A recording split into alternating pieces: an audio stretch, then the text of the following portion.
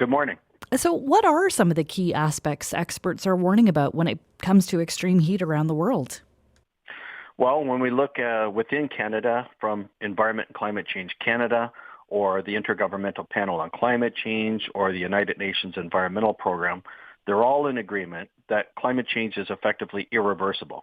Climate change is here to stay, and we can slow it down, but we can't stop it. And as a result of that, we're going to realize increasingly warm temperatures or heat events on the planet, which we're now seeing. In Southeast Asia, just a week or two ago, we hit 51 degrees Celsius. India, 50 degrees Celsius. Mexico, 48 degrees Celsius. Las Vegas this week, 43 degrees Celsius. And as hot as these temperatures are, there's more heat coming. Here in BC, they're giving away thousands of air conditioning units.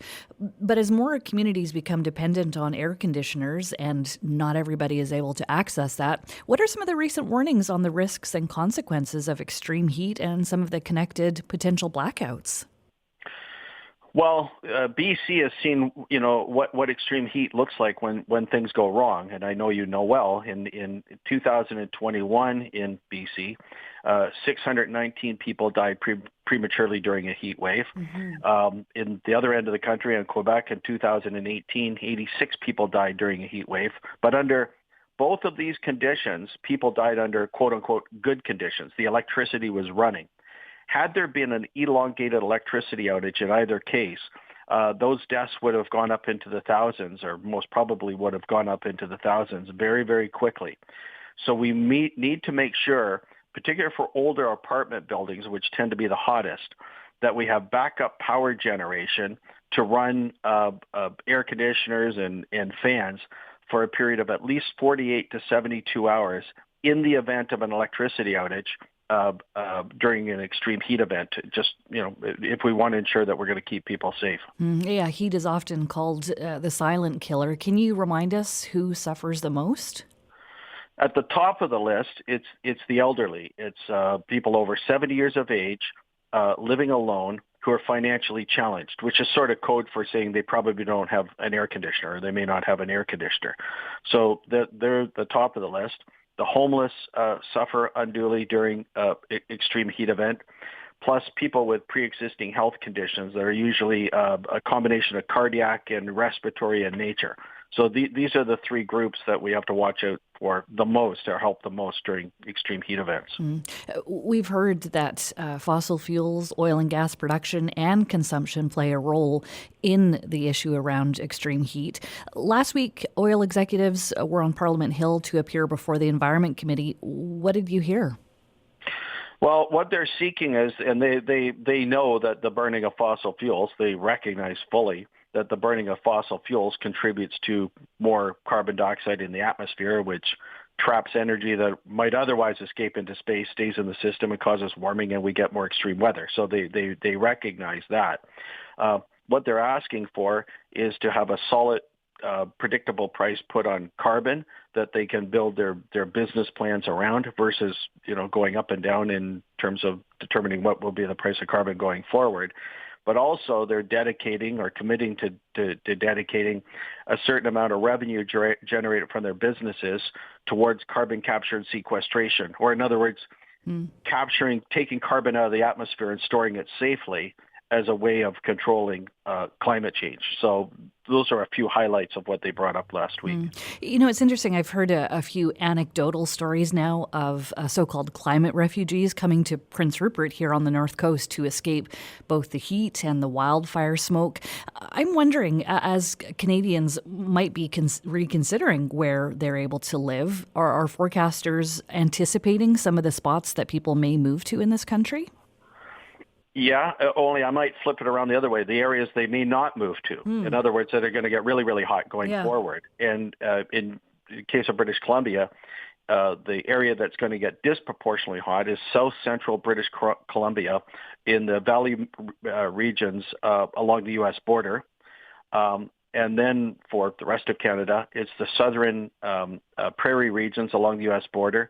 And then it's the north shore of Lake Erie on out through to the St. Lawrence River Valley. In each of these three locations across the country, predictions are that maximum summer temperatures are going to increase by 3 to 5 degrees Celsius by 2050 to 2080, and the number of hot days per summer over 30 degrees Celsius is minimally going to double, and in some cases triple or quadruple.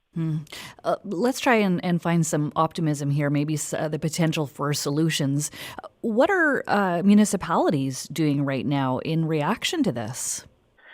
So municipalities are they're taking actions in a variety of ways to control what's called the heat island effect. Municipalities or cities or towns, they tend to be hotter than the surrounding rural setting. And that's due to the fact that, for example, if you fly into any town or city, you look down at the rooftops of buildings, they're almost all black or dark tar. Just by painting those white, which cities are increasingly so doing, it means that when sunlight hits the bright surface, the white surface, that energy reflects back up into space rather than staying on the ground and contributing to heat. So cool roofs, painting roofs white is an actual action you can take to have lower temperatures within cities. You can have lighter color pavements, cool pavements that do the same thing. More tree canopy within the cities, planting a lot more trees to give shade and people a place to go to get out of direct sunlight and sort of block buildings, and then from sunlight. And then in buildings themselves, houses, apartment buildings, more awnings over windows, mechanical shutters to keep the sunlight out, glazing on windows to keep the sunlight out, but also we need to be looking at access to air conditioning as a fundamental human right. Everybody needs at least one cool room in their apartment or house that they can escape to when the extreme heat hits. Where does the money come from for all this? Well, it's, if we looked at, let's say, someone putting in the equivalent of a 5,000 BTU air conditioner in their apartment. So this is a small air conditioner. It costs about $150. It lasts about 10 years. So that's $15 per summer on average. And if you use it for June, July, and August, that's literally $5 per month.